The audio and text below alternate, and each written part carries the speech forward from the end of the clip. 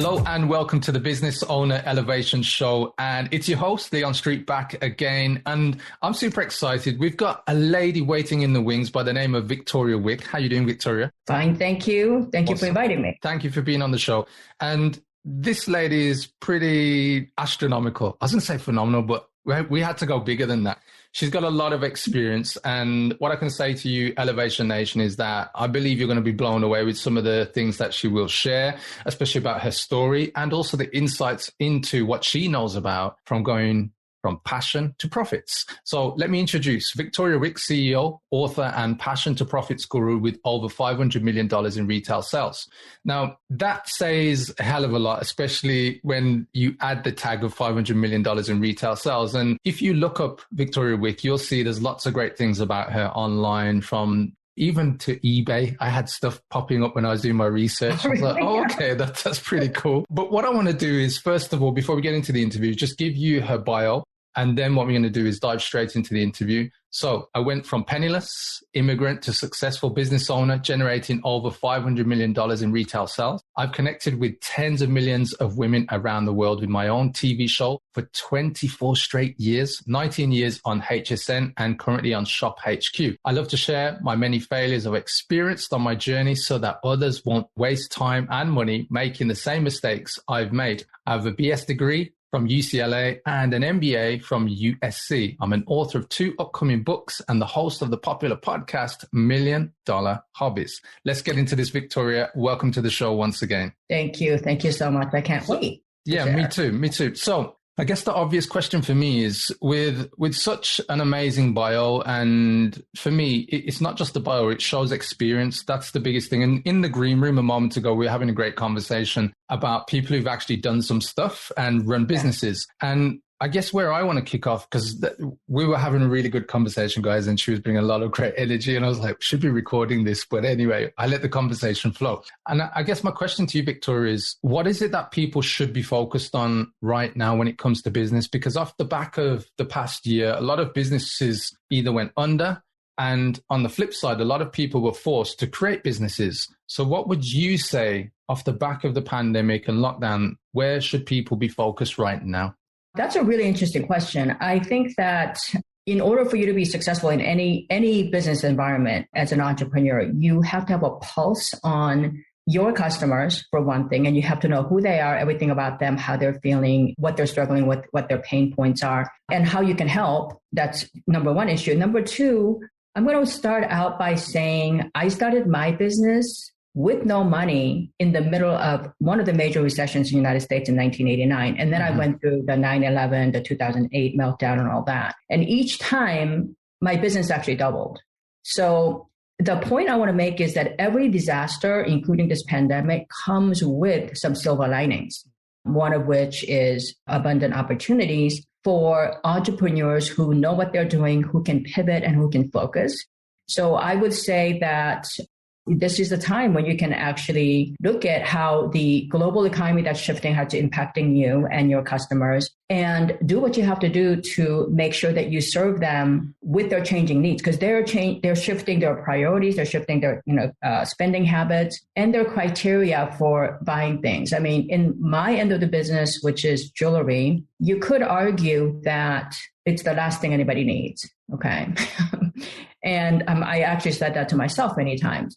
But, if you sort of, as an entrepreneur, think about what is your real business here? Yes, I sell jewelry, but I'm in the business of memorializing milestones in your life. For example, weddings, bar mitzvah, all of these, christenings, graduations, birthdays, anniversaries, promotions. It is how you tell human history, because jewelry kind of stays in your family forever. So if you focus on that, you have a very different perspective. Because I'm telling you, people are still getting married. People are still falling in love every day, right? They are getting promoted. They're having birthdays come and go. So I would say that focus on that optimism and how you can sort of get that market share. Because, in this economy, as you just stated, that a lot of businesses are shifting, they're shrinking, contracting. And the other thing I love about this is that big companies, huge companies cannot, it's like a Titanic trying to make a hard right. They can't do it. Small companies can be nimble and agile. and we can strike surgically, but you have to be in tune with your customers' needs, first of all. Awesome. Victoria, I love that answer, because actually you demonstrated one of the things that I speak a lot about, which is when it comes to your audience, it's understanding the psychology. And you said it instantly, isn't jewelry and people just buying jewelry. It's the milestones in their life. It's the emotions that people attach to those memorable events. And for me, that's exactly it. And so we kind of went off track on purpose, because I just wanted to see where's Victoria going to take us. And we went off on the right springboard for sure. So tell me about your story over the next, 5 minutes or so, because you shared you come from, this immigrant background to doing something pretty amazing. You're, I believe, based around Hollywood or near about. So you just shared with me. And like, those are two opposite ends of the spectrum for a lot of people, right? Yes, and for me, it's like, that's more like the Wizard of Oz type of story. So tell me, how did you make that wish happen? So just very quickly, my bio is that my parents brought us, my whole family, into America when I was about 13 years old. And it was in the early 70s when America itself was going through, like right after the Civil Rights Movement, the anti-war movement, all of this stuff was happening. And I had no idea what was going on, but my parents ended up getting all of their assets frozen in both countries. Korea, I come from South Korea, had just gone through their civil war. And so it was a rough time. I ended up in East Los Angeles, which is really the hotbed of, the riots and all that stuff that went on. To this day, it is unfortunate. But at that time, my dream, my American dream, I thought was dead, complete. It was never going to come true. And we were looking for a way to get back to Korea, but we just didn't have the money to do it. So I focused on, as a kid, what is the one thing that I could do every day? Because one thing I said to myself is, like, if I'm still breathing on earth and I still have the energy and the mindset to complain about something, I could be doing something for myself to improve myself. So the first thing I did, I learned to speak English. My father, he went to, first time in my life, like he went to work 2 jobs, but every day he would circle like 250 words in the dictionary. And I would do English to English dictionaries, which meant it was like 1,000 words, because you had to kind of figure out all the like translation of the words to it. I didn't understand anything. So I eventually got myself hyper educated, went to UCLA, did all that, got a corporate job, which was supposedly the fastest path to secure jobs and the American dream. When I got there and I was working corporate ladder, and I realized I had to abandon my family. I had to abandon my kids, and basically, not abandon, but, leave them with nannies or do whatever I had to do to keep the job. So, as a entrepreneur, like, you want freedom, and that's the last thing. So, I thought, well, I just want to go and be free. So I started my entrepreneurship journey. And what's interesting, Leon, is that when I look back at my life, every time I focused back on why did I start my business and who do I want to serve? Because, as entrepreneurs, you can stray very easily. Yeah. There's new shiny 100%. Toy, there's new target markets, there's new whatever. Every time I shrunk back and I refocused on it, my business grew. So basically, in 1989, it was just before the Ronald Reagan recession. It was a huge, like a savings and all that stuff was going out. The recession was here. So the jewelry was the last thing people bought. But what was happening at that time in the world was that we were the first generation of women going to work in a managerial capacity. And it was the first time when most women actually went to work outside the home. The jewelry industry, which is 2,000 years old, they really hadn't woken up. So jewelry was sold for fancy diamonds, fancy social events. There was no jewelry out there that catered to working women who all look like little men in suits. Because, I used to wear little tailored suits to go to work. There's nothing to feminize them. And so when I niched down to the working women for daytime jewelry so that they could look polished, they could look intelligent, they could have a little differentiation between her and somebody else, that the marketing got easier. Instead of saying, I got this wonderful jewelry and it's so many carats for X dollar amount, and because your ad looks like everybody else's thing, right? But if I said something like, if you want to look successful, you want to look polished, you want to look intelligent, and you want that feminine side of you to show, buy this $50 piece of jewelry and it's going to say all those things without you ever having to say it. So I ended up with like this entire market, basically, So I elevated what was there, but only on the emotional side. I didn't have technological advancement or anything like that. And, it worked out pretty good. It's a pretty amazing understanding of how to get your market to the point where you stand out from the rest. And, you mentioned a couple of things. You niched down to specifically who you wanted the product to go to. And what I loved at the end is actually what you said around getting the jewelry to say everything for you without you having to say. Exactly. And now for some business owners, and you know this as well, Victoria, that can take people years to get to that level of understanding. True. And I'm not kidding, because some people, and it's because we all have different persuasions. Like you said, distractions are abundant, bright, shiny objects. We're distracted here, there, and everywhere. But actually, to get to that point, what you just shared is, for me, it's the powerful part of understanding your marketing message, because when you understand that, you know how to get offers to people who want to buy, and you get them what they're looking for, which is, a great value product. So how did you get to that conclusion? Was it through trial and error? Was it through the different campaigns or different approaches you took? I'm curious. I want to learn.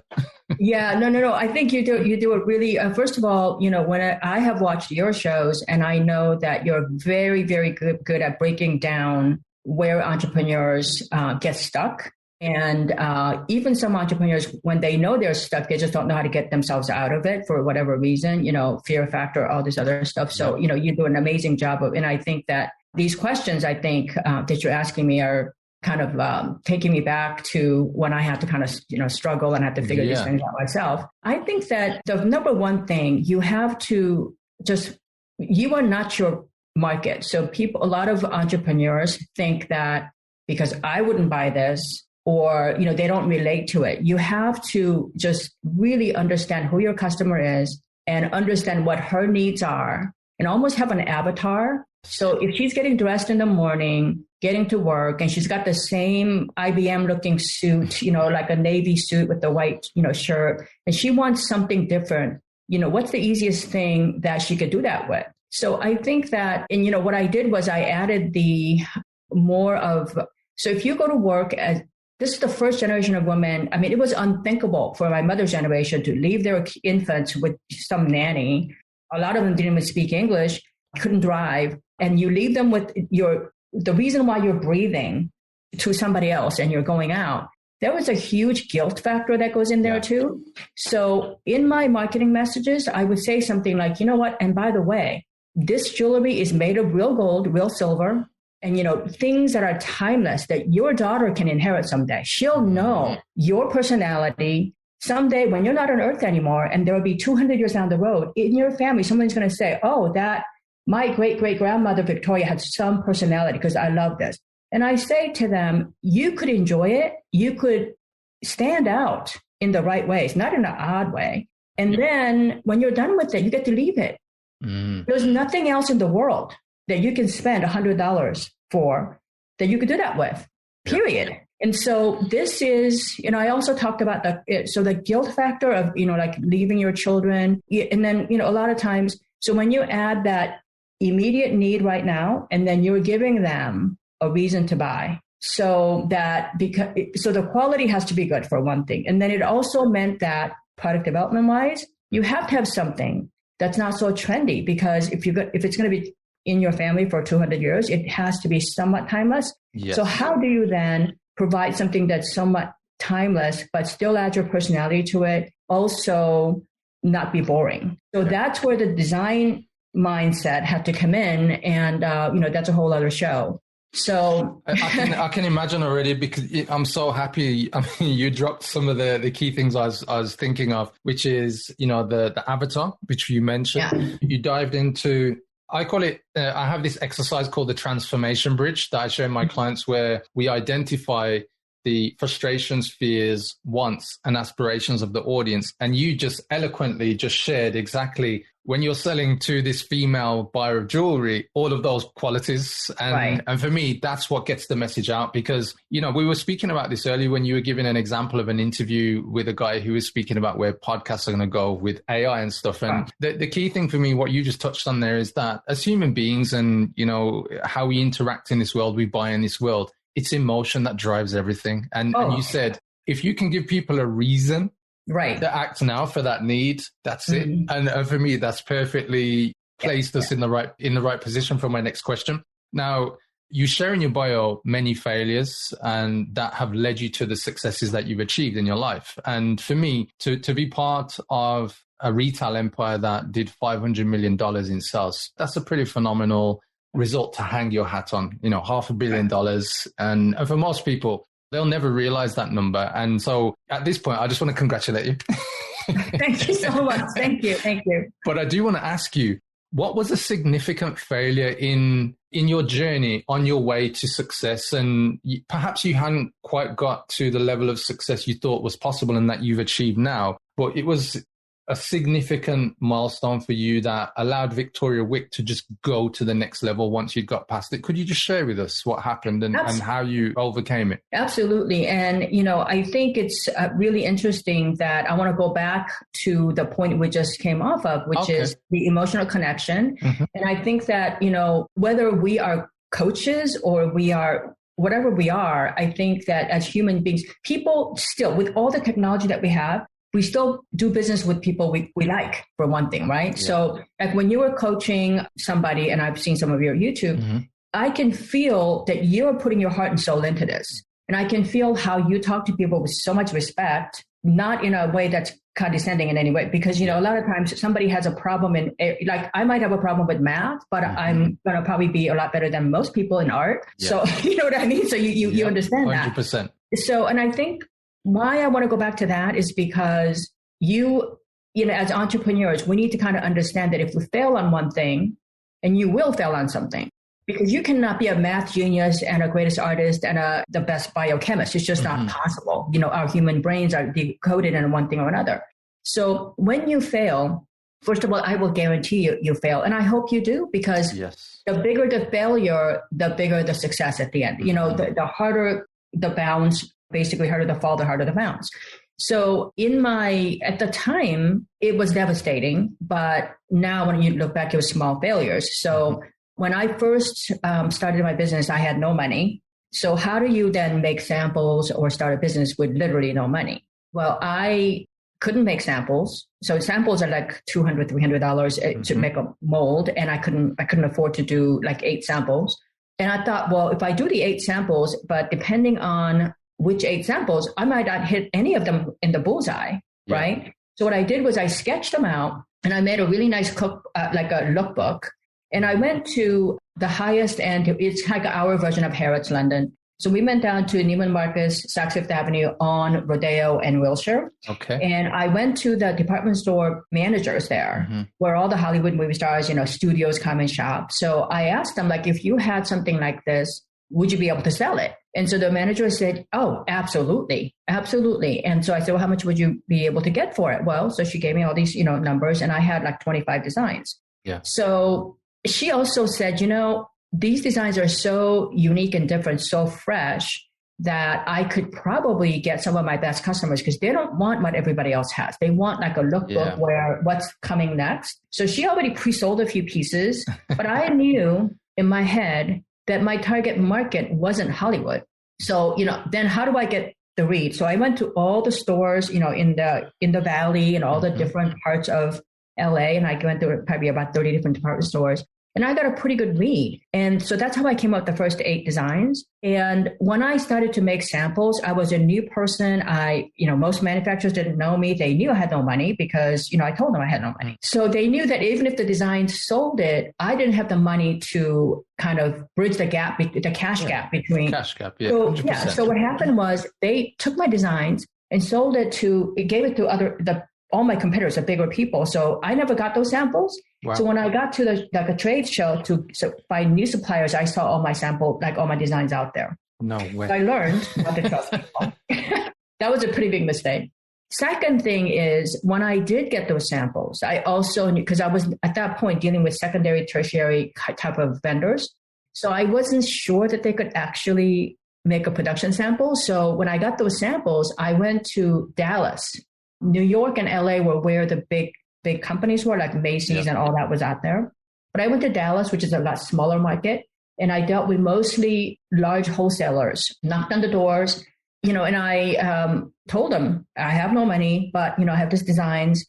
Honesty always and vulnerability always sells you something. It gains you something. So I got a couple of people that gave me like $800 order, $1,000 order. And when those orders came in, sure enough, the hinges didn't fit. There was a lot of issues. So I fixed those eventually. And these secondary vendors were very hungry and eager to work with somebody because, they didn't get a whole lot of attention. So when I finally fixed all that stuff and I went to New York, my first order, I think, was with like Saks Fifth Avenue. It was like a $56,000 order with one bracelet. Well done, Victoria. And then I was scared. I was like, oh my God, like what if?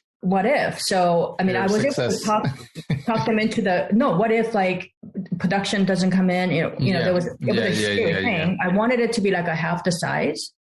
But I mean, I had to take it because, she said I can't do any test orders that are smaller than this. But so what I'm saying is that failure, I went through 2 failures there. The first one was trusting the wrong guys with all my designs. The second thing was the production. There is a disconnect between your designs to prototypes to actual production models. I think those 2 parts that you just shared in terms of, the trust part with who you share your designs with and I guess your ideas, that's a really good thing, and I think in this day and age, it's obviously more common now to have NDAs and be a bit more upskilled than that. But there's a lot of business owners I come across and they just share their ideas freely and, before you know it, a competitor's doing it. So I think that's really good advice, what you just shared there out of the failure. And I think that the second thing, and when I said fear of success, it's, I've got the big order now, but what if this happens and how am I going to manage it? So that's what I meant actually. But, that's amazing story to share. And so thank you for sharing that as well. And I think it was a great question to ask because of the answer that you gave, Victoria. And I'm not going to dive into all of your bio because you've got some amazing results. And what I am thinking though, is I would like to get you back on and perhaps do a 30 to 45 minute kind of deep dive at some point, if you're willing. But where I want to go next, I want to ask you about what you're up to coming up into 2021, 2022, because I know you have this book coming and it captures my attention because of what you've done. So I'm thinking, well, when a woman has achieved these results and gone from nothing to creating such an amazing life and results in your life and business, what can we expect in the upcoming projects? So I wrote a book. I wrote 2 books. The science fiction I wrote just because, I really wanted to get that out of my system. And then while I was trying to market the science fiction book, I ran into a lot of people who had recognized me from TV because, I have my own TV show. And I didn't add this on my bio, but I have sold somewhere between 10 to 15 million pieces of jewelry. That's amazing. So there are 10 I think there's some things online because when I started to come across your bio and e-commerce and eBay, I was like, okay. So it's one of the most Google search names. So what happened was I decided that I'm going to give back during COVID. I wrote this book during COVID. It's called $1 Million Hobbies, and it's trying to help mostly women, but men as well. I love men as well. It's just that most of my customers are women. Most of my clients are women as well, so that's okay. So that they can take anything. If your hobby is that you love to talk, you love to cook, whatever you do, you can take that, monetize it, grow it and scale it. So my whole business model is you elevate, innovate, and you dominate. And that's how I got to the $500 million portion of this. I did this with no outside money and almost less than $10,000 in total advertising in the entire career. So it's really hard work, but it doesn't take a genius brain. It really takes a lot of common sense, a lot of self-reflection, and the ability to constantly, because, you might be really good at, you might have overcome this fear and you might have worked on all of that. And then when you get to the next plateau, there's a whole new scary thing. Like you said, when I ended up going on TV because what happened was I was traveling to the Middle East, to London, to all of these places. And I thought, you know what, at this rate, I'm going to have no time for myself. So I wanted to shrink down and go back to why I started my business, which was to have more freedom of time. So when HSN gave me this opportunity to go on TV, I thought all I'd have to do is go from LA to Tampa once a month. And, that in the end, that is what happened. But then have this whole other fear. Oh, my God, I'm horrible on TV. What do I do? All that stuff. So, I think it's I wanted to, I have a podcast called $1 Million Hobbies, and I have chefs, hairdressers, people that you wouldn't think. In fact, the chef that I have on there is from UK, and he had never worked in a restaurant, never gone to culinary school, whatever, but 11 cookbooks later, millions of. So basically what I want to do is I want to give everybody hope that if you're willing to work hard, look, if a penniless immigrant from South Korea speaking zero English can do what I've done, and I am no genius, and seriously, I'm a nobody. You all can do it too. I'm just seriously, it's not like I don't believe in get rich quick games. But what I just said to you, if you recap that, understanding human emotions, we're all human. Don't go for those tricky things like, this is a new sleek thing. No, focus on people and you're going to get there. 100%. Victoria Wick, it's only been a short space of time, but there's so much value packed into this, and even the nuance of some of the things that she has shared, Elevation Nation. And this is why I said, if she agrees to it after we finish the show, you don't have to agree now if you don't want to. Absolutely. Okay, Victoria. No. I think there's more we can unpack about what it is that you went through and the lessons learned, because I really think there's a lot of value. And especially, I'm looking forward to this book as well, because what you shared with me, you take a subject that a lot of people have difficulty around in expressing their message and how they can connect that message to their audience to actually sell more products and services. And you know this because you've achieved such a great result. That's the holy grail of business. And the one thing that I do really love, though, about your character is that every time you get to a point where the result could go in a direction you don't want it to, you use the term, you shrink back and remember why you got into the business. And I think a lot of us, we don't do that enough to recognize that, actually, I can stop. I can look around and say, is this where I wanted to go? For me, that in itself is such a powerful thing to have within you, because when it comes to the mindset of business, what I find is that's the key to the success. And it seems you have that locked in and had it locked in from a young age. And, I commend you on that ability to keep going back to that and using it to your strength. So if people do want to get in touch with you, follow you, find out more about you, learn from you, Victoria, how can they do that? They can come to victoriawick.com. It's victoriawick.com. And they can find whatever. I'm going to be loading. Right now, it's a 100% engagement site. So because my products are sold everywhere on Shopee, everywhere, on Amazon. I don't feel like I need to push you to buy jewelry, so I don't have that. But I will have a lot of what I just talked about as a freebie, free download.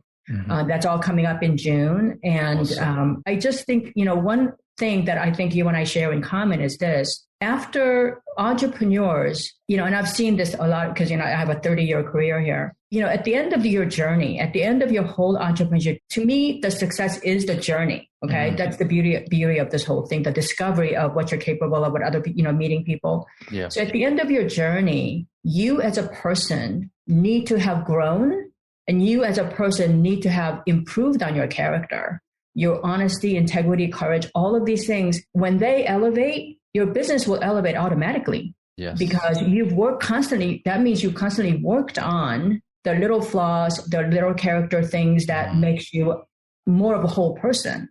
And that's the only way you're going to be able to connect with people, where you come to them in service with authenticity.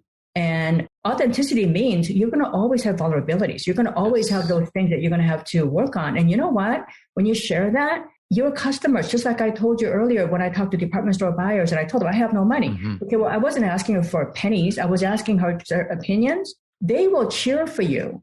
She went out and got orders for me, right? They will, I still have, I shared with you earlier, I still have all of Hollywood. I do $250,000 pieces for studios now. I still have that as a separate business. They will cheer for you when you have that. And one last piece of advice that I have for you is this, for all of us, our listeners here.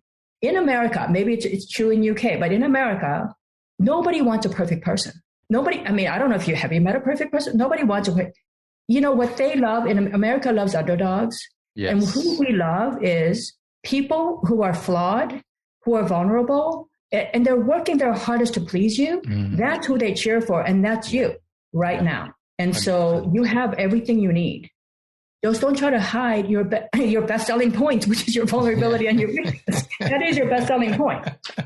Victoria, there's such a wealth of knowledge packed into the last few statements you've just shared that I'm sure most of you are going to have to listen to this back a couple of times to get what she has just shared there, because it really is about the journey. And I know it's used quite often, bandied around in quotes saying, success, it's all about the journey, but it's about the journey that, as Victoria just said, that's unique to you, that you can find your true self and be okay with it and still go for your goals. And that's what I love with what you just shared there.